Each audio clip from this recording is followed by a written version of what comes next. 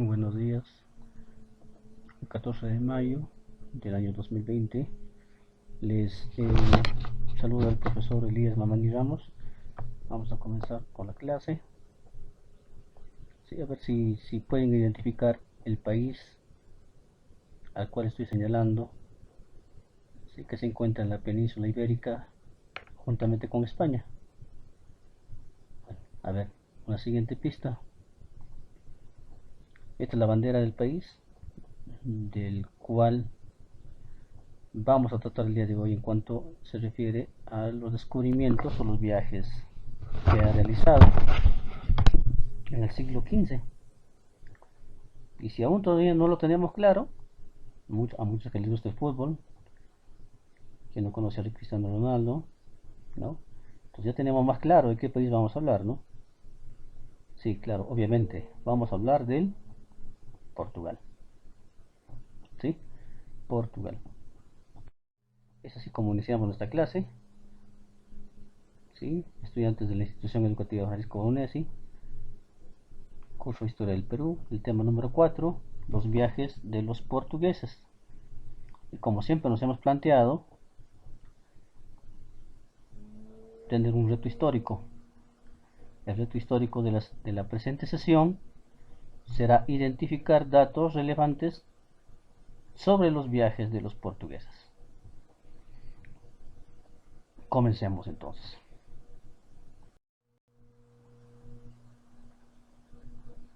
Los viajes de los portugueses tendríamos, para entrarnos al tema, tendríamos que ver los antecedentes. De los antecedentes destacan, en primer orden, España y Portugal en el siglo XV fueron las dos únicas potencias a nivel mundial en cuanto se refiere a la exploración a nuevos territorios. El siguiente antecedente sería la experiencia de navegación tanto de España como de Portugal.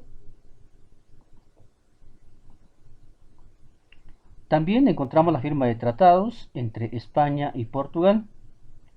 Y por último, el último antecedente sería el espíritu de cruzada, ¿no? Es decir, la lucha contra los infieles. Pasemos a tratar cada uno de ellos de manera más específica. Iniciemos con España y Portugal en el siglo XV, consideradas las potencias exploradoras.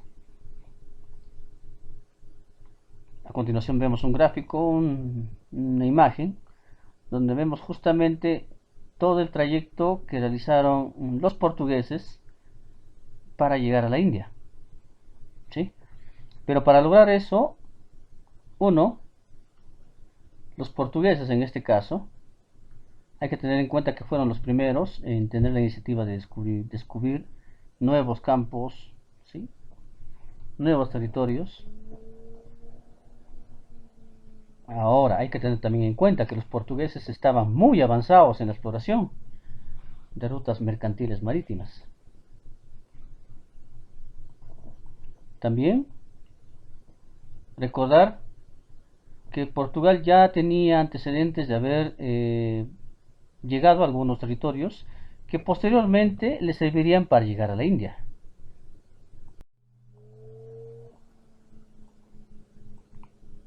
Siguiente antecedente tenemos la experiencia de navegación. Como decíamos, ya algunos representantes, algunos marinos portugueses, ya habían llegado a algunos territorios para poder llegar a la meta que se habían planteado los portugueses, y la meta era la India, ¿no? Entonces, esta experiencia de navegación les sirvió mucho para llegar a la India, porque antes no era tan sencillo. Antes no había GPS, antes no había satélites. El marino tenía que enfrentar nuevas aventuras, ¿sí? Peligros nuevos. Para ello era necesaria la experiencia de navegación de antiguos marinos, ¿no? Es por eso que esa experiencia de navegación se basa en algunos viajes desarrollados hacia los archipiélagos del Atlántico. Recordemos, jóvenes estudiantes, que llamamos archipiélagos al conjunto de islas y hablamos del Atlántico porque es uno de los océanos a nivel mundial, ¿no? Y el Atlántico es justamente el océano que comparten tanto Portugal como en este caso España. Entonces los portugueses ya tenían noción, ya habían hecho algunos descubrimientos justamente por estas islas del Océano Atlántico. Continuemos. Esta experiencia de navegación se hizo posible gracias a conocimientos adquiridos en base al comercio y la navegación, que obviamente este comercio y navegación se dio por necesidades e intereses de cubrir la alimentación y algunos productos en el país de Portugal. Ahora recordemos que justamente los turcos hacen un bloqueo, se recordarán ustedes de la clase anterior, ¿sí? Cuando toman Constantinopla y bloquean el comercio. Entonces ahí es donde los portugueses y los españoles se desesperan y dicen, ¿qué hacemos, no? Y ven la forma de cómo llegar a nuevas rutas, a nuevos lugares para poder solventar esos productos, esas materias primas que antes tenían cuando comercializaban con Oriente. Continuemos. Otro antecedente inmediato serían las firmas de los tratados. Y para explicarles tenemos en este caso dos tratados muy importantes para lo que vendría a ser los viajes de los portugueses y la adquisición de algunos territorios. El primer tratado es el Tratado de Alcazovas y Toledo, firmado en 1479. ¿De qué habla este tratado? El tratado específicamente habla del reparto de los territorios del Océano Atlántico, ¿sí?, entre el país de Portugal y Castilla. En aquel entonces Castilla, actualmente España. ¿Estamos de acuerdo? ¿Sí? Entonces se repartió los territorios del Océano Atlántico entre el país de Portugal y España, antiguamente llamada Castilla. ¿Sí? Ya, continuemos. Portugal, ¿qué es lo que menciona el Tratado de Alcazovas? Portugal mantuvo la posesión de las costas del África. Perdón, aquí hay un error. Las costas del África. ¿Sí? Y a Castilla se le reconoció la soberanía sobre las Islas Canarias. Por favor, no nos olvidemos, Tratado de Alcazovas, a Portugal le correspondía las costas del África, todo lo descubierto en las costas del África le correspondía al Portugal, y las Islas Canarias, en este caso, a España. En eso se basaba el Tratado de Alcazovas de 1479. Otro de los tratados muy importantes que se dio luego de la firma del Tratado de Alcazovas-Toledo es el Tratado de Tordesillas, firmado en 1494. ¿Sí? Ahora, ¿de qué trata este tratado? ¿O qué estableció este tratado? Bueno, estableció un límite de embarcación desde el norte hasta el sur a 370 leguas de las islas del Cabo Verde y se resume en lo siguiente. Pongan atención, mis estimados jóvenes estudiantes. ¿Sí?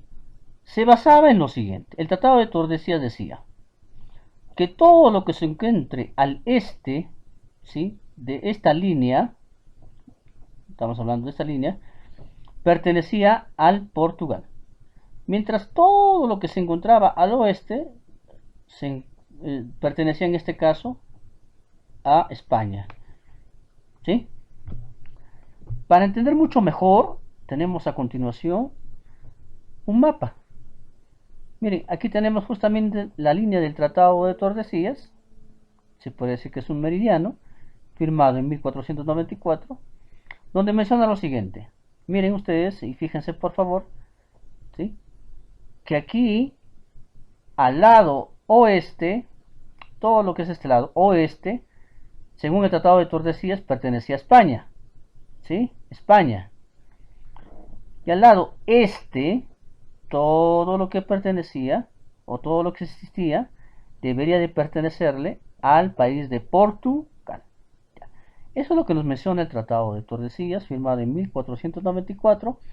¿Para qué? Para evitar cualquier tipo de conflicto bélico, ¿sí?, de orden político entre las dos potencias que en aquel entonces tenían la mejor disposición para la exploración marítima.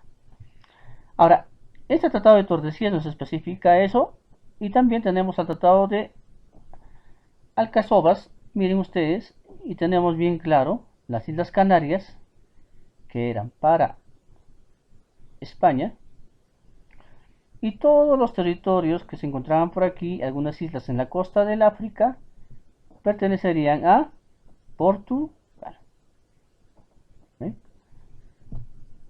Continuemos. Otro antecedente inmediato es el espíritu de cruzada. Recordemos a los cruzados, que se basaba en la lucha contra los infieles, es decir, infieles aquellos que no profesaban la religión católica. Veamos esta línea de tiempo. En el siglo XIII hasta el siglo XV, la península ibérica, que estaba conformada por España y Portugal, estaba ocupada por musulmanes. Recuerden, del siglo XIII al siglo XV, esta península ibérica conformada por España y Portugal estaba ocupada por musulmanes, también conocidos como los moros, ¿no? Para que tengan más entendimiento y ubicación del caso, tenemos aquí justamente Portugal y tenemos los antiguos reinos hispanos que posteriormente se generaría el país de España, Castilla y León, Navarra, Aragón y Granada, ¿sí? Tenemos el país de Portugal y España, ambos compartían la península ibérica. Y estos territorios estaban ocupados desde el siglo XIII hasta el siglo XV por los musulmanes. Los españoles y los portugueses prácticamente no querían ver a los musulmanes, también conocidos como moros. Continuemos. Es así que con esta situación de no querer a los musulmanes o moros dentro de la península ibérica, se inicia una campaña de expulsión, también llamada Reconquista, donde los españoles y portugueses se unen para expulsar a los moros. ¿Sí? No nos olvidemos, a este periodo de expulsión se le llama Reconquista. También en este periodo encontramos las famosas cruzadas, que también se le conoce a nivel histórico como Guerra Santa, donde el conflicto ya no solamente es político, sino toma un marcado orden religioso, ¿sí? Donde el objetivo fundamental es la expansión de la religión católica. Ahora, estas cruzadas fueron utilizadas como pretexto, según algunos historiadores, como el señor Fontana, que decía que las cruzadas fueron el pretexto para buscar y ocupar territorios de los moros. Una vez que uno conquiste a los moros, prácticamente terminaría ocupando los territorios de estos, ¿no? Y así los españoles y portugueses se quedarían con algunos productos y materia prima muy importante de la época.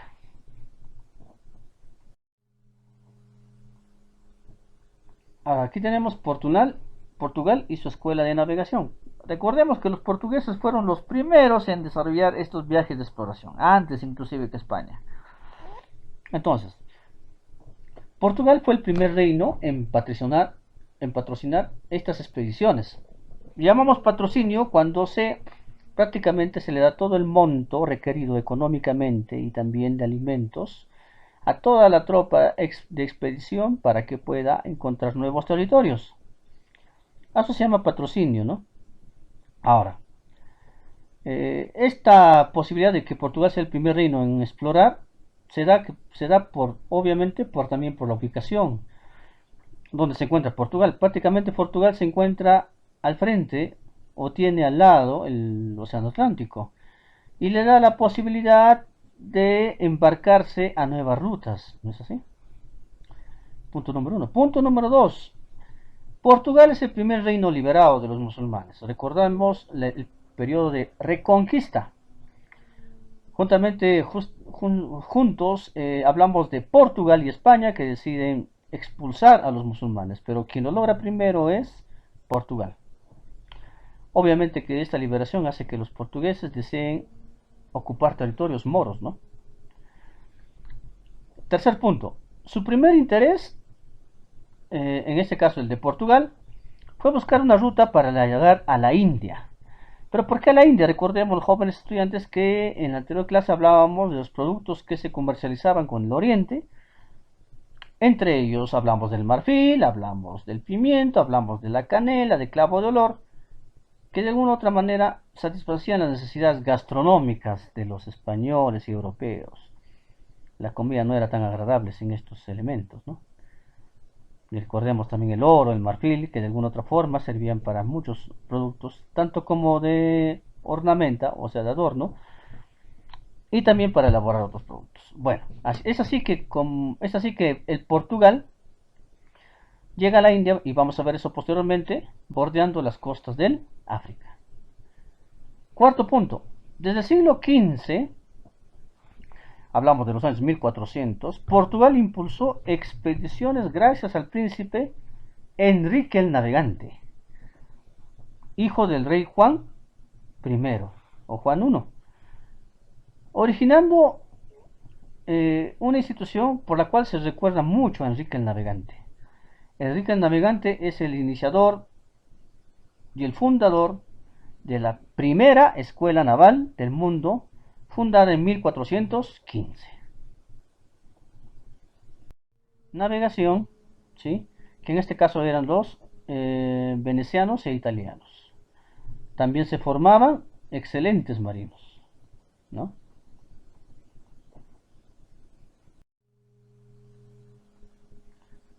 Ahora vamos a las etapas de exploraciones portuguesas. Tenemos tres etapas muy marcadas. La primera etapa de exploración, desarrollada entre los años de 1415 a 1437.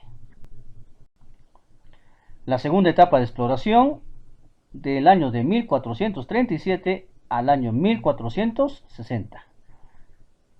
Y la tercera etapa de exploración, ¿sí?, entre los intervalos de 1482 a 1500. Pasemos a desarrollar cada etapa de manera más específica. Comencemos con la primera etapa de exploración, dada entre los años de 1415, jóvenes estudiantes, hasta el año 1437. Aquí tenemos un excelente mapa de navegación y de descubrimiento de zonas a cargo de los portugueses. Vamos a enfocarnos a esta primera etapa. ¿Qué se descubre o hacia dónde se llega en la primera etapa? Tenemos a las Islas Madeiras, que se llegó en el año de 1419. Ahora, este nombre de Madeiras se debe justamente a la cantidad o a la inmensa cantidad de bosques de madera. Aquí tenemos a las Islas Madeiras, ¿sí? Miren cómo aquí está Portugal, al costado tiene el Océano Atlántico, y obviamente que lo primero que tenía que llegar era a las Islas Madeira, y lo hace en 1419. Posterior a ello, llega en el año de 1432 a las Islas Azores, ¿sí? Islas Azores, ahí tenemos. Luego de ello, ¿sí?, recuerden Madeira, después Azores, luego llega el Cabo Bojador, ¿sí? Vamos a pasar a la segunda etapa de exploración, que se da entre los años de 1415 a 1460. Tenemos aquí justamente el mapa de exploración y vamos a ver esta segunda etapa de exploración. Primero, Portugal decide llegar a lo que vendría a ser la colonización de Azores, ¿sí? Entonces, continuando, seguimos con la segunda exploración. Ya se coloniza todo lo que es Azores, ¿sí? Ya hablamos de colonización, es decir, de llegar al territorio y comenzar a poblarlo. Continuamos y hablamos de las expediciones en el Golfo de Guinea. Sí, aquí tenemos el Golfo, todo este sector. Continuando, tenemos que se descubre Cabo Verde y también Sierra Leona en el año de 1460. Ahora, los logros para los portugueses, obviamente, fueron traer de estas zonas, en este caso de Guinea principalmente, los primeros esclavos de raza negra, y también traer oro, En este aspecto, los portugueses se sintieron muy felices y esto aumentó las ganas de seguir explorando más territorios al sur del África. Llegamos a la tercera y última etapa de exploración. La tercera y última etapa de exploración se da entre los años de 1482 y 1500. Aquí tenemos nuevamente nuestro mapa que nos está ayudando mucho en la clase, jóvenes estudiantes. Aquí destacamos ya personajes que han hecho posible algunos descubrimientos. Comencemos con este señor que vendría a ser Bartolomé Díaz. ¿Sí? Bartolomé Díaz en el año de 1487 es el primero en llegar hacia este lugar llamado el Cabo de las Tormentas, ¿sí? Llamado así porque en aquel entonces el señor Bartolomé Díaz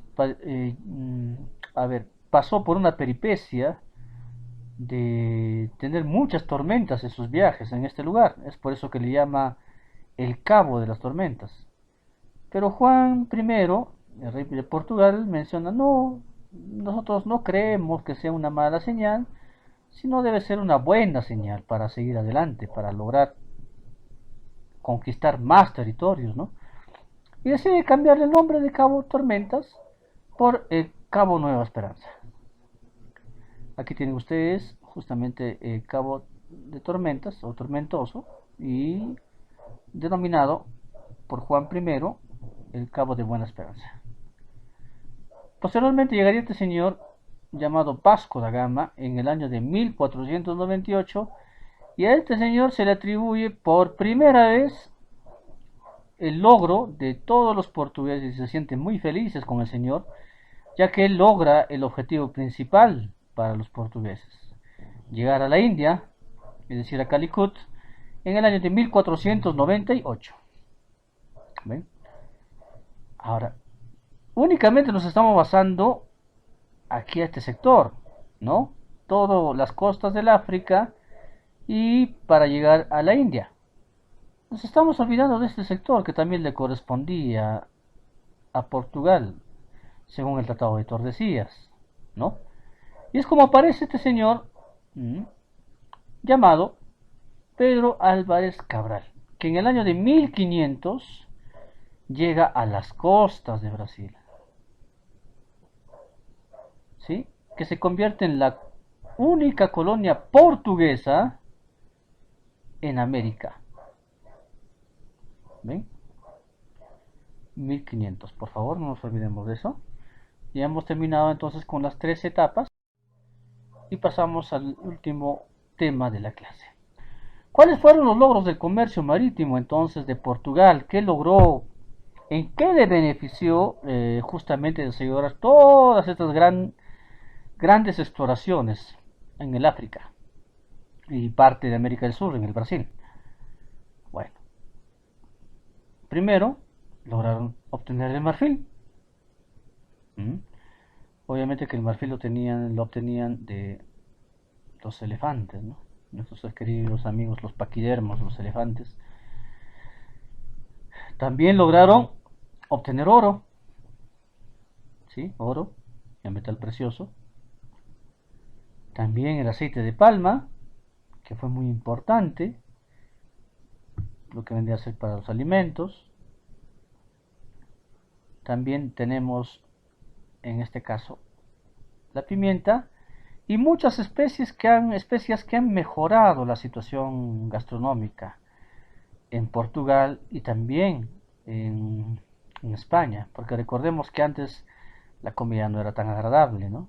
Y esto generó en todo el mundo en aquel entonces la necesidad de obtener estos materiales, porque recordemos y volvemos a repetir, por favor, que cuando se toma Constantinopla por parte de los turcos, recordemos que anteriormente el comercio que desarrollaba tanto Occidente como Oriente era tranquilo, pero cuando se toma Constantinopla, vuelvo a repetir, por los turcos, se elimina ese comercio. Entonces es ahí donde los portugueses y españoles dicen, no, es mejor que obtengamos nuestros propios recursos, nuestros propios territorios, y tengamos así los productos que muchos nos han cautivado, ¿no? Que han mejorado nuestra forma de vivir. Bien, jóvenes estudiantes, es como aquí ha concluido la clase del día de hoy. Muchas gracias por su atención. Muy buenos días. Hasta una nueva ocasión.